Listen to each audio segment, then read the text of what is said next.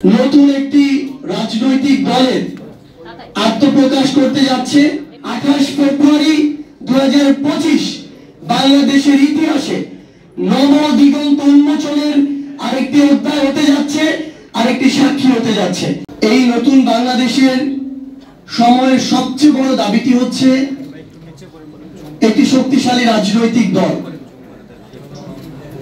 এবং আমাদের এই 7 মাসের অভ্যুত্থান পরবর্তী সময়ে সবচেয়ে বড় অনুধাবনটি হচ্ছে সেই 5 আগস্ট নতুন বাংলাদেশে আমরা যে স্বপ্নগুলো দেখেছি, এই জুলাই স্পিরিটকে সামনে রেখে নতুন বাংলাদেশকে আমরা যেই জায়গায় কল্পনা করেছি, বাংলাদেশকে সেই জায়গায় নিয়ে যাওয়া একটা দীর্ঘ লড়াই। এবং আমরা আমাদের জায়গা থেকে বিশ্বাস করি যে হাজারো শহীদের জীবনের উপরে, প্রায় 1.5 লক্ষ ভাই বোনের রক্তের উপরে দাঁড়িয়ে যে নতুন বাংলাদেশ, এই বাংলাদেশে এই দীর্ঘ লড়াইটি করে সেই কাঙ্ক্ষিত বাংলাদেশ আগামী প্রজন্মকে উপহার দেওয়া আমাদের কাছে একটি আমানত। এবং আমরা আমাদের এই লড়াইটি করে যেতে চাই। সেই লড়াইকে সামনে রেখে বৈষম্য বিরোধী ছাত্র আন্দোলন এবং জাতীয় নাগরিক কমিটি ঐক্যবদ্ধভাবে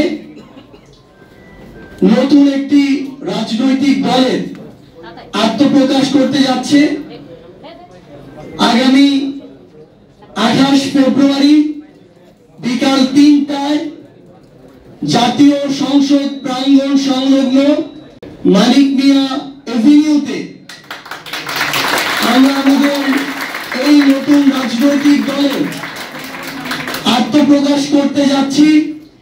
আমরা আমাদের এই আত্মপ্রকাশের যে শপথ, সেই শপথটি এই বাংলাদেশের 18 কোটি মানুষের আশা আকাঙ্ক্ষার যে প্রতীক, ওই জাতীয় সংসদ, সেই জাতীয় সংসদকে সামনে রেখে এই শপথটি করতে চাই।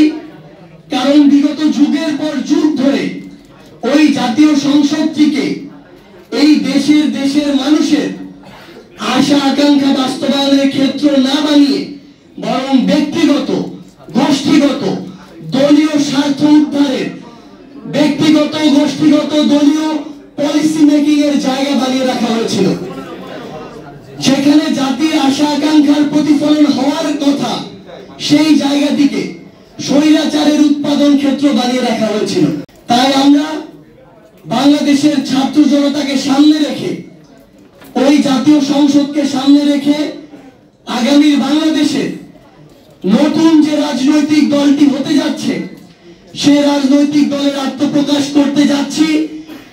এবং আমরা এই শপথ নিয়ে, এই কমিটমেন্ট নিয়ে শুধু একটি কথাই বলতে চাই, যে হাজারো শহীদের রক্তের উপরে, হাজারো রক্তাক্ত লাশের উপরে যে নতুন বাংলাদেশ এসেছে, এই নতুন বাংলাদেশে আমরা যে রাজনৈতিক দলটি করতে যাচ্ছি, এখানে ব্যক্তি স্বার্থ, গোষ্ঠী স্বার্থ, দলীয় স্বার্থের ঊর্ধ্বে বাংলাদেশের মানুষের স্বার্থ, বাংলাদেশের স্বার্থ প্রাধান্য পাবে।